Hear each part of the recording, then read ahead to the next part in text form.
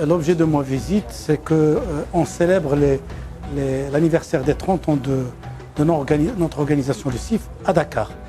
On avait décidé que ça soit fait cette fois-ci au sud et pas à Paris pour célébrer cet anniversaire. Mais le célébrer d'une manière humanitaire. Et j'ai eu la joie, le plaisir d'accompagner nos ambassadeurs, des sportifs de haut niveau, et qui sont venus là pour justement une visite du terrain, des daras, des orphelins qu'on est en train d'organiser pour que ces gens-là qui nous soutiennent à Paris se rendent compte sur le terrain de la réalité de ce qu'ils soutiennent. Le dernier mot, c'est j'espère qu'on arrivera à aider le maximum de daras et qu'on participe à la protection de cette enfance-là qui est l'avenir de ce pays-là, qui est l'avenir de toute l'Afrique. C'est une population jeune, démographiquement parlant.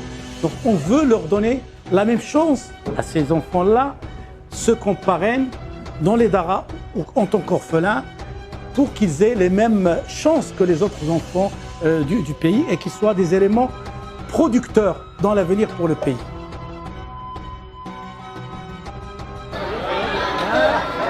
Allez, vas-y, on a eu la chance et l'honneur ce matin de pouvoir visiter une dara et je suis très heureuse d'avoir pu rencontrer ces enfants, toutes les personnes qui agissent sur place. En France, bien évidemment, on ne se rend pas compte qu'un enfant ne peut pas avoir tout le temps accès à l'eau potable, accès à des toilettes normales, accès à une éducation, à un cadre.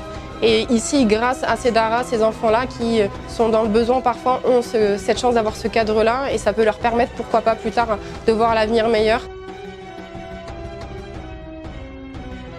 Content de pouvoir voir des choses concrètes visuellement et d'avoir les ressentis des personnes qui sont sur place, notamment de cette dara, parce que nous on vient juste rapporter certaines choses et pouvoir constater, mais les doléances qui ont pu être posées, elles nous font écho parce que c'est comme ça qu'il faut qu'on avance. En tout cas, moi je souhaite longue vie à cette dara, longue vie au programme que le CIF a mis en place.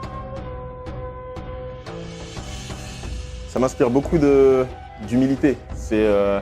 On a la chance d'avoir une vie dans laquelle on est un peu privilégié entre guillemets en France, en Europe. Aujourd'hui, on revient à des choses essentielles. C'est-à-dire qu'aujourd'hui, on a le plaisir de découvrir et partager avec des jeunes qui n'ont pas les mêmes besoins que l'on peut avoir en France et qui pour autant sont très heureux parce qu'ils ont la chance d'être accompagnés par des personnes qui sont très bienveillantes ici et qui contribuent à ce qu'ils puissent avoir un très bel épanouissement.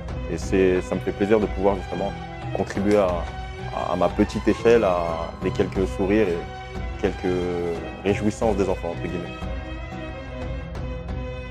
Cette réunion nous a donné beaucoup d'espoir. Et cet espoir-là, c'est pour continuer quelque chose avec ces enfants.